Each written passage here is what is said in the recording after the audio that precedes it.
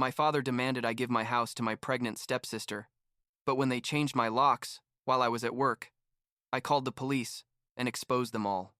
I'm 28 years old, work in it, and 5 years ago I inherited my mother's house. And trust me when I say that decision of hers has been both the best and worst thing that's ever happened to me. The best, because I have a place of my own that my mom worked her entire life to get, and the worst, because it basically destroyed whatever relationship I had with my father and his new family. But honestly, looking back, I think that relationship was already broken a long time ago. It's just that nobody wanted to admit it. Let me start from the beginning so you understand the full context. My mom died 5 years ago from cancer, and it was horrible. I mean, watching her deteriorate over months was probably the hardest thing I've ever gone through in my life. She was a nurse, worked double shifts and nights for years to be able to buy that house. A 3-bedroom house in a quiet neighborhood, nothing fancy, but it was hers, completely paid off. She always told me that house was going to be mine, someday, that she wanted to make sure I had a place of my own, no matter what happened. My dad and her got divorced when I was like 16, and even though it was amicable on paper, I always knew he felt resentful because she got to keep the house in the divorce. He contributed financially, sure, but my mom was the one who really fought for that house and maintained it. After the divorce, my dad met Carol, my stepmom, and they got married like 2 years later. Carol already had a daughter, Sophia, who at that time would have been around 18 years old, I think. At first, everything was fine. I guess I lived with my mom, but saw my dad every other weekend and during holidays. Sophia and I were never super close, but we weren't enemies either. We were just two people who shared a father, and that was it. She was always kind of spoiled, honestly. Both her parents doted on her quite a bit, and Carol especially acted like Sophia could do no wrong. But whatever, it wasn't my problem at the time. When my mom died, I was 23 and finishing college. The funeral was devastating, obviously, and my dad was there, along with Carol and Sophia. I remember my dad cried, which surprised me because he's not one to show emotions easily. The reading of the will was like a week later, and that's when everyone found out that my mom had left the house to me, just me, with a letter explaining it was her way of making sure I always had a home. My dad didn't say anything at that moment, just nodded and gave me a hug. But I saw something in his eyes that I couldn't quite decipher, like disappointment or annoyance. I don't know. The first few years after inheriting the house were pretty normal. I moved in officially, redecorated a bit, although I kept many of my mom's things because it made me feel close to her, and basically started my adult life there. Got a good job at a tech company, had my friends, went out on weekends, normal life for someone in their 20s, you know. I saw my dad every so often, usually for family dinners at his place or for birthdays, and even though I noticed Carol sometimes made weird comments about how lucky I was to have my own house so young, I never thought it was anything serious. Comments like, "Oh, it must be nice not having to worry about rent," or, "I bet you have so much space there all alone."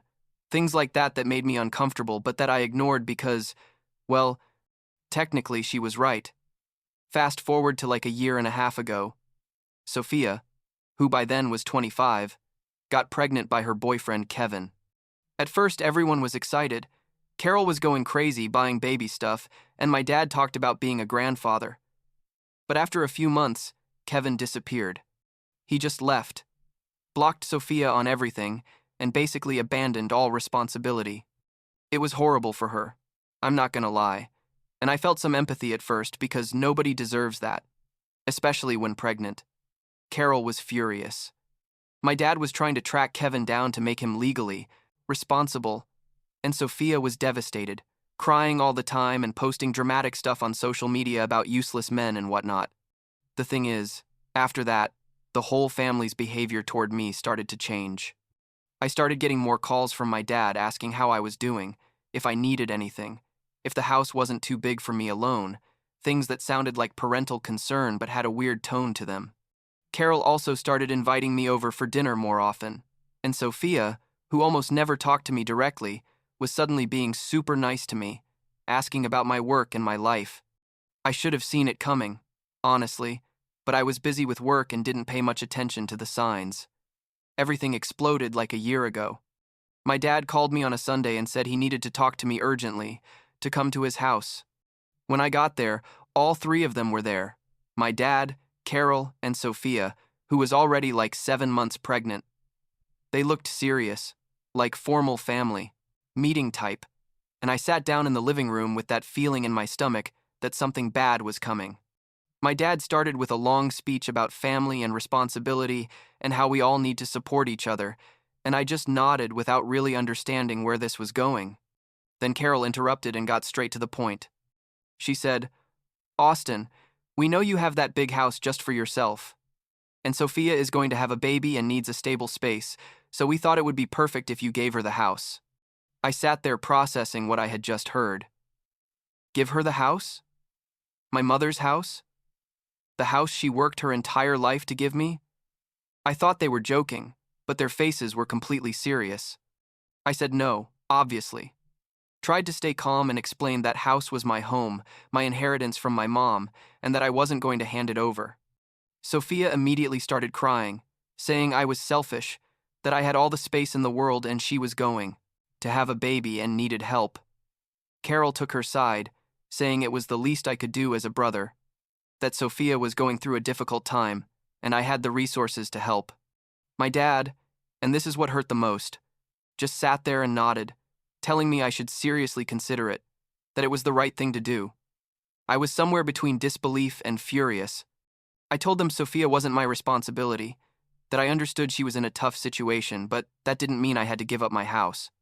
That my mom left me that house specifically to me, and that I wasn't going to disrespect her memory by handing it over just like that. Carol accused me of being cruel and heartless, Sophia cried harder, and my dad looked at me with disappointment. I left there feeling like the worst person in the world, but also knowing I hadn't done anything wrong. The house was mine. Period. I thought after making my point clear they were going to let it go, but oh God, was I wrong. During the following weeks, they started a brutal harassment campaign.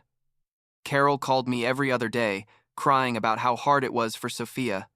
My dad showed up at my house unannounced to try to reason with me. And Sophia sent me text messages with photos of nurseries she'd seen on Pinterest, saying things like, "This would look perfect in your guest room, don't you think?"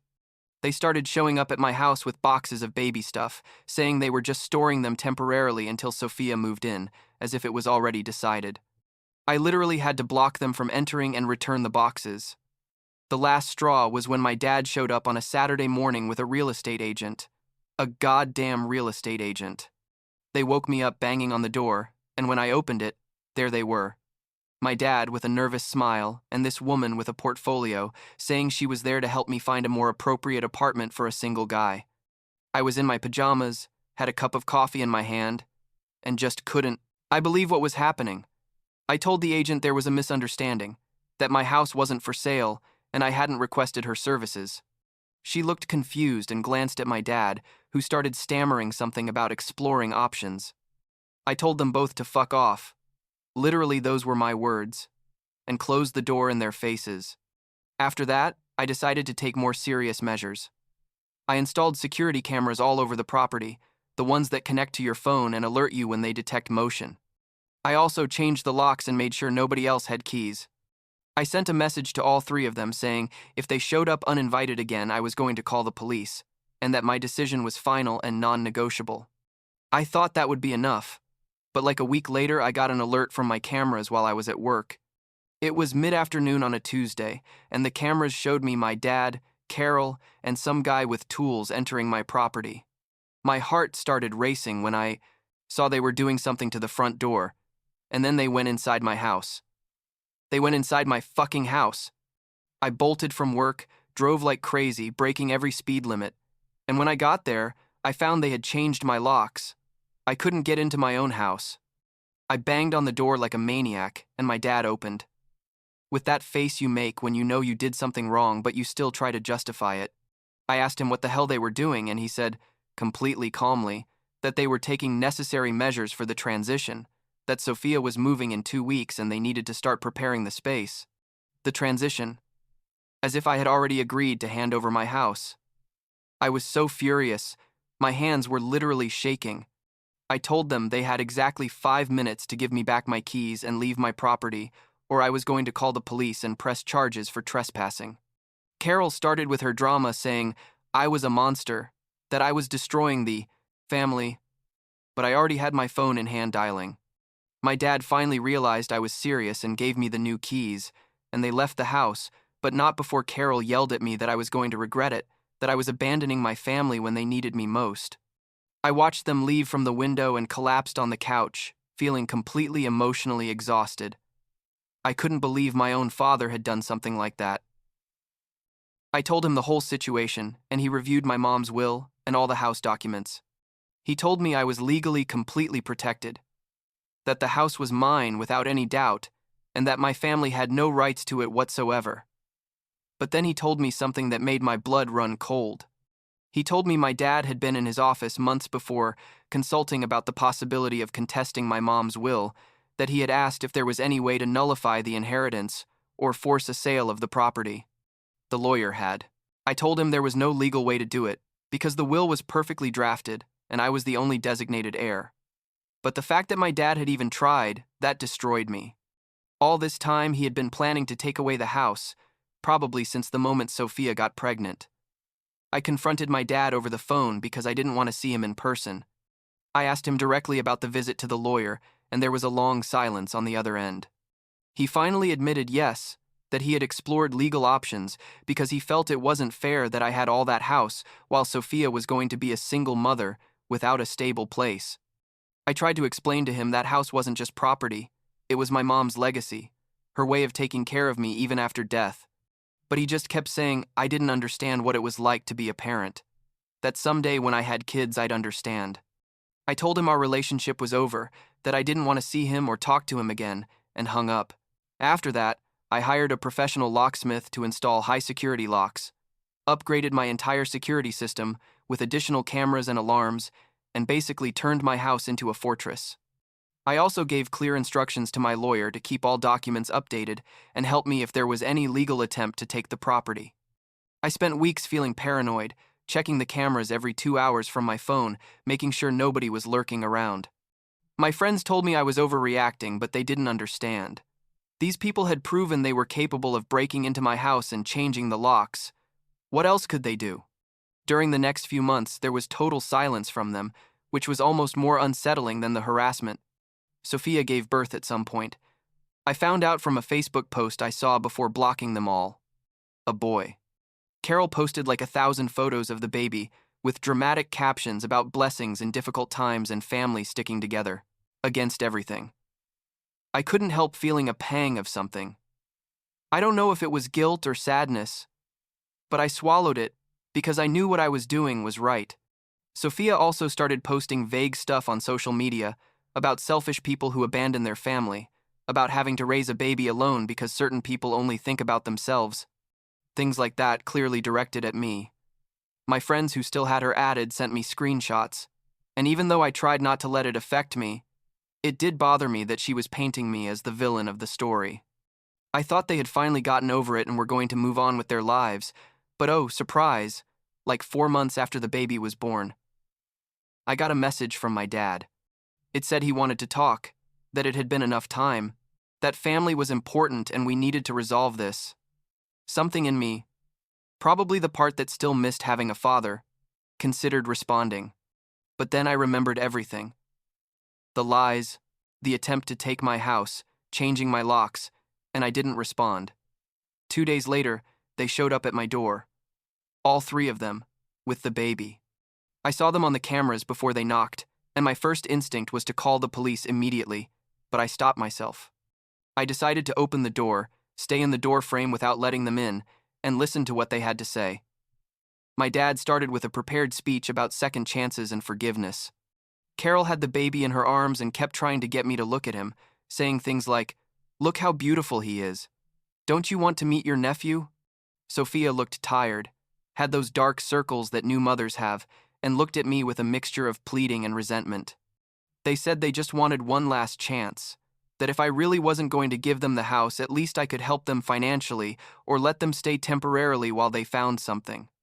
I told them no, that my answer was still no, that I respected, that Sophia was a mother, but that didn't change the fact that this was my house and my life. Carol started crying, saying how could I be so cruel, that I didn't even want to hold the baby, and I just repeated, "You need to leave my property now." They wouldn't leave. My dad kept trying to reason with me, saying they just needed to talk a bit more, that I should see reason. I told them once more to leave, and when they didn't, I took out my phone and called the police. You should have seen their faces when they heard me give my address and explain there were people on my property refusing to leave. My dad went pale and said, "You can't be serious. You're going to call the police on your own family." I told him yes, absolutely yes, because clearly they didn't understand the words no and get off my property. They finally left before the police arrived, Carol yelling things at me as she got in the car, Sophia crying with the baby, and my dad just looking at me with this expression of total disappointment. The officers arrived like 10 minutes later, and I explained the situation. They took note of everything and told me I had done the right thing, calling that if they showed up again without invitation, I could request a restraining order. After that, I blocked them on absolutely everything. Phone, social media, email, everything.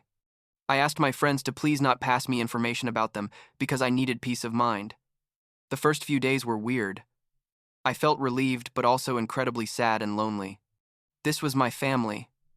Or it was supposed to be, and it had gotten to the point of calling the police on them. But I also knew in my heart I had done the right thing. That my mom would have been proud of me for defending her legacy, for defending myself. It's been like 6 months since then, and honestly, my life has improved so much. Without all that drama and constant pressure, I've been able to really enjoy my house and my life. I have a stable routine, my work is going great, my friends come over often, and we've had movie nights and barbecues in the backyard.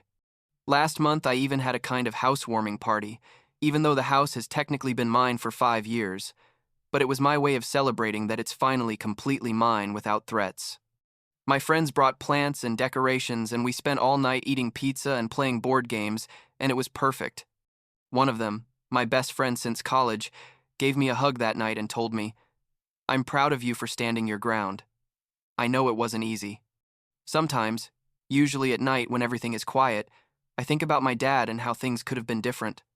I think about how our relationship completely disintegrated over a house, or rather, over his entitlement and his inability to respect my mom's wishes and my boundaries. I wonder if Sophia is okay, if the baby is healthy, if they found a place to live. A part of me feels sorry for the situation she's in, but most of me knows it wasn't my responsibility to fix it, that I didn't cause her problems and didn't have to sacrifice my stability for theirs. I don't know if I'll ever talk to my dad again. Honestly, sometimes I think maybe in a few years, when things have calmed down, we could try to rebuild something. But other times, I think there are things that simply can't be repaired. That he crossed a line that has no going back. What I do know is that I'm at peace with my decision. Every time I walk into my house and see my mom's photos on the walls, every time I sit in the living room she chose, every time I sleep in one of the bedrooms she paid for with her work, I feel like I did the right thing. This house is more than walls and a roof. It's my mom's love made tangible. It's her way of taking care of me even after death, and I wasn't going to let anyone take that away from me. Not even my own family. Last week I was mowing the lawn and my neighbor, an older man who knew my mom, came over and told me she'd be proud to see me taking care of the place so well. I almost started crying right there, but I just thanked him and kept working. And yeah, I think she would be proud. I think she'd see everything that happened and understand I did it for her, for me. Because sometimes defending what's yours means losing other things, and it hurts, but it's necessary.